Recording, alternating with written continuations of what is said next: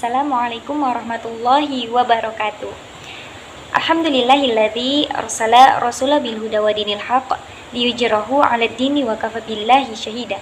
Asyhadu an la ilaha illallah wa asyhadu anna Muhammadan abduhu wa rasuluh khataman nabi wa la nabiyya ba'da, amma ba'.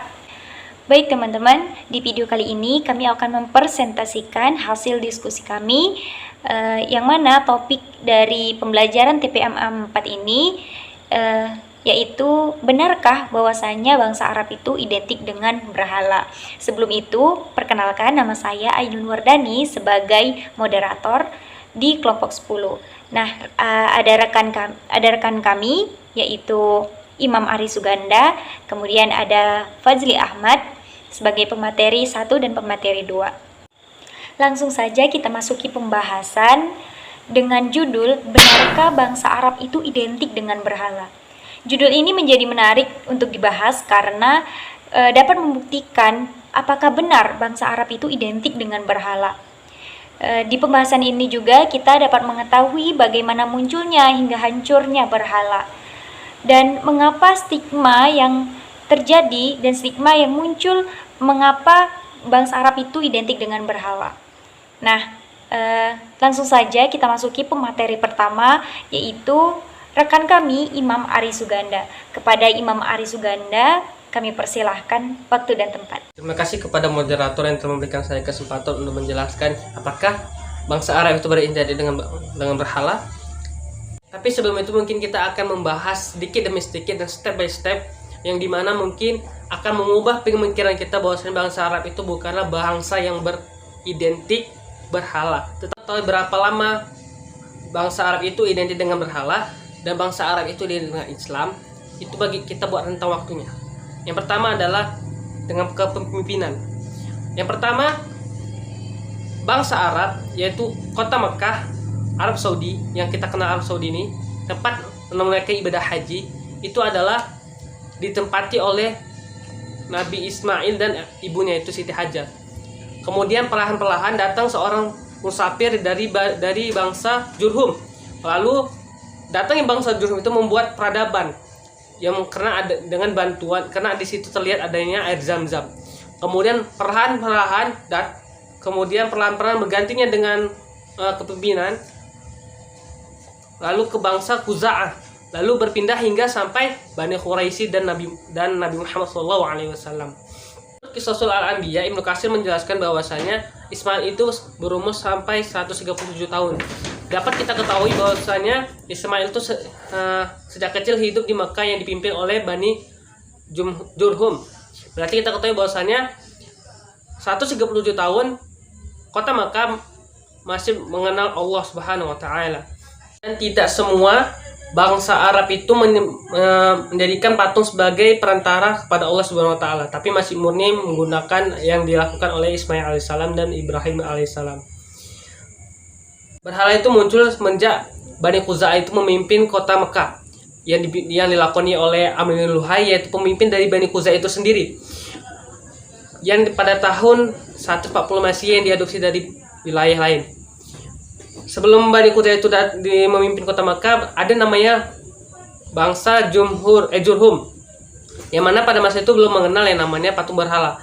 Jadi pada masa Bani Jurhum itu masih mengenal namanya menyembah namanya Allah saja, tidak mengenal patung berhala. Al-Maktub pada karangan Syekh Abdurrahman Al-Basuri, dalam bukunya beliau menjelaskan bahwasanya Bani Jurhum menguasai kota Mekah, lalu diambil alih oleh Bani Khuza'ah pada tahun 140 Masehi sampai 440 Masehi, kemudian diambil lagi alih oleh Bani Quraisy pada tahun 441 Masehi. Menjadi sebuah catatan bagi kita, pada masa Bani Khuza'ah itu tersendiri, mereka meyakini bahwasanya Allah itu tetap menjadi Tuhan mereka yang dibawakan oleh Nabi Ismail alaihissalam dan Ibrahim alaihissalam. Tapi mereka menjadikan patung berhala sebagai perantara mereka untuk berdoa kepada Allah Subhanahu wa taala, bukan menyembah. Dan pada masa itu masih murni mereka menjadikan patung sebagai perantara. Tapi setelah Bani Quraisy, mereka baru menyembah patung berhala. Terima kasih kami ucapkan kepada saudara Imam yang telah mempresentasikan bagian dari materi kami. Nah, selanjutnya pemateri 2 yang akan dijelaskan oleh Saudara Fajli. Kepada rekan kami, Saudara Fajli, kami persilahkan. Menurut Maulana Muhammad Ali dalam buku biografi Nabi Muhammad SAW halaman 16 menyebutkan bahwa para penyembah berhala mereka mengira bahwa Tuhan yang Maha Kuasa telah menguasakan segala perkara alam semesta ini kepada berbagai dewa-dewi ataupun berhala. Mereka juga menganggap bahwa berhala menguasai udara, matahari, bulan, bintang yang dapat mengontrol kehidupan mereka. Pada kenyataannya, setiap orang memiliki berhalanya masing-masing yang disimpan di rumahnya. Ringkasannya menjadi tabiat kedua mereka. Kepercayaan ini menjadi kepercayaan yang mendarah daging dan diwariskan secara turun-temurun. Hal inilah yang menjadi awal stigma mengapa bangsa Arab identik dengan berhala. Pada tahun 630 Masehi, pada saat Fatu Mekah yang dipimpin oleh Nabi Muhammad SAW, itu berarti 490 Masehi bangsa Arab menyembah berhala, dan dari 630 Masehi hingga sekarang bangsa Arab menyembah Allah. Nabi Ismail dan Nabi Ibrahim tidak mengenal yang namanya berhala. Semenjak penghancuran berhala oleh Nabi Muhammad SAW pada tahun 630 Masehi, penduduk kota Mekah tidak lagi menyembah berhala dan mentauhidkan Allah atau mengesahkan Allah hingga saat ini. Artinya, dari 630 tahun Masehi hingga sekarang, bangsa Arab tidak lagi menyembah berhala dan kemudian menyisakan Allah hingga sekarang. Jika dikalkulasikan antara masa sebelum kekuasaan Bani Khuza'ah dan pasca penghancuran berhala oleh Nabi Muhammad SAW hingga sekarang ini, artinya bangsa Arab hanya menyembah berhala selama 490 tahun. Lalu bagaimana bisa jika sebagian dari bangsa Arab hanya menyembah berhala selama 490 tahun disebut bahwa bangsa Arab identik dengan berhala? Bagaimana dengan tahun selanjutnya? 490 tahun tergolong kecil dibandingkan dengan masa pra-berhala dan masa setelah hancurnya berhala. Nabi Muhammad SAW ini juga membuktikan jika Ka'bah memang tidak identik dengan berhala. Nabi Muhammad bukan menyembah berhala karena beliau sendiri yang menghancurkan sesembahan-sesembahan berhala bangsa Arab. Dengan tangan beliau yang mulia juga menunjukkan bahwa beribadah melalui berhala itu adalah cara yang syirik. Terima kasih kami ucapkan kepada Saudara Fajli yang telah memaparkan bagian dari materi kami. Nah, dari pemaparan materi tadi dapat disimpulkan bahwasanya kota Mekah dibangun oleh Nabi Ismail dan Siti Hajar yang pada awalnya tidak mengenal berhala. Kemudian datang suku Jurhum sehingga membentuk suatu peradaban. Berhala muncul sejak kekuasaan Bani Khuza'ah pada tahun 140 Masehi. Hancurnya berhala terjadi pada tahun 830 Masehi pada Fatul Makkah yang sejak itu dipimpin oleh Nabi Muhammad SAW.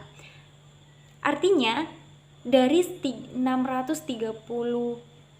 Masehi sampai sekarang bangsa Arab tidak lagi menyembah berhala.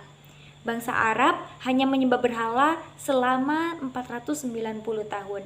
Nabi Muhammad cukup membuktikan bahwasanya Ka'bah memang tidak identik dengan berhala. Dan Nabi Muhammad bukan penyembah berhala, sebab beliaulah yang menghancurkan berhala itu sendiri. Kemudian beliau membawa agama Islam yang menyembah Allah dan membangun peradaban dunia yang sangat besar hingga saat ini.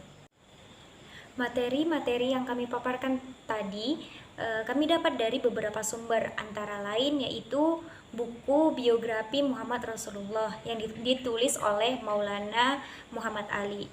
Kemudian ada juga kami ambil dari internet, kemudian YouTube, kemudian dan juga beberapa buku rujukan lainnya. Mungkin hanya ini yang dapat kami sampaikan. Kami dari kelompok 10 memohon maaf apabila masih banyak kekurangan yang ada di dalam presentasi kami. Kami sangat membutuhkan kritik dan saran dari teman-teman semua. Kepada dosen pembimbing Ibunda Puji, kami ucapkan terima kasih. Akhirul kalam, Assalamualaikum warahmatullahi wabarakatuh.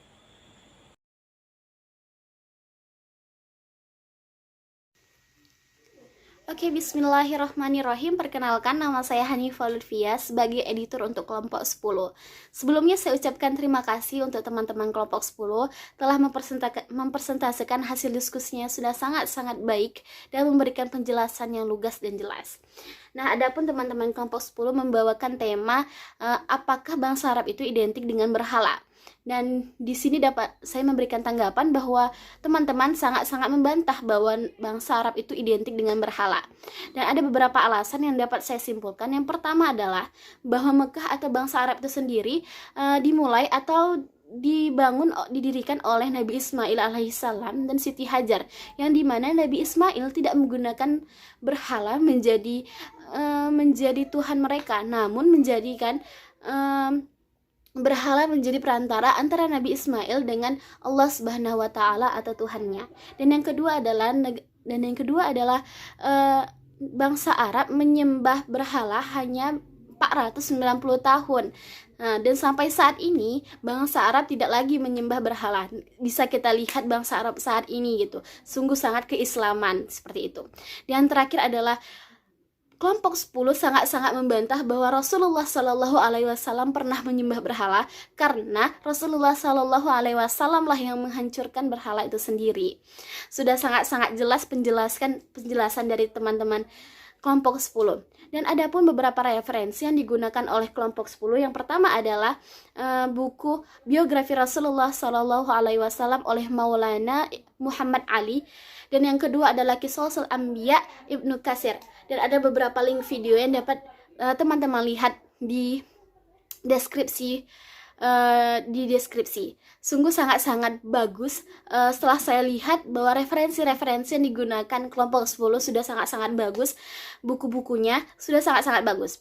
Nah, sekian tanggapan dari saya, dan ada pun beberapa saran dari saya, tidak saran pada materi yang digunakan oleh teman-teman, namun pada pengaplikasian atau pengeditan video. Mungkin teman-teman dapat menggunakan beberapa visual gambar sehingga dapat menarik para penonton atau para peminat ilmu untuk menonton video kita ini gitu.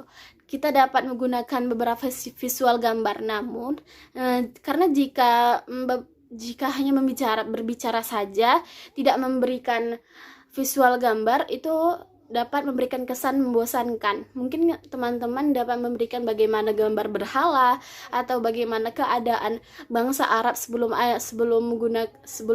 pada masa Nabi Ismail, atau pada saat ini gitu, atau pada saat menyembah berhala bagaimana keadaan bangsa Arab tersebut. Mungkin hanya itu yang dapat saya sampaikan dan memberikan saran. Semoga apa-apa saja yang saya tanggapi dapat bermanfaat bagi kita semua. Terima kasih kerjasamanya untuk kelompok 10. Saya sangat-sangat kagum untuk teman-teman karena telah berusaha memapari semua materi dengan baik dan jelas. Sekian dari saya. Wassalamualaikum warahmatullahi wabarakatuh.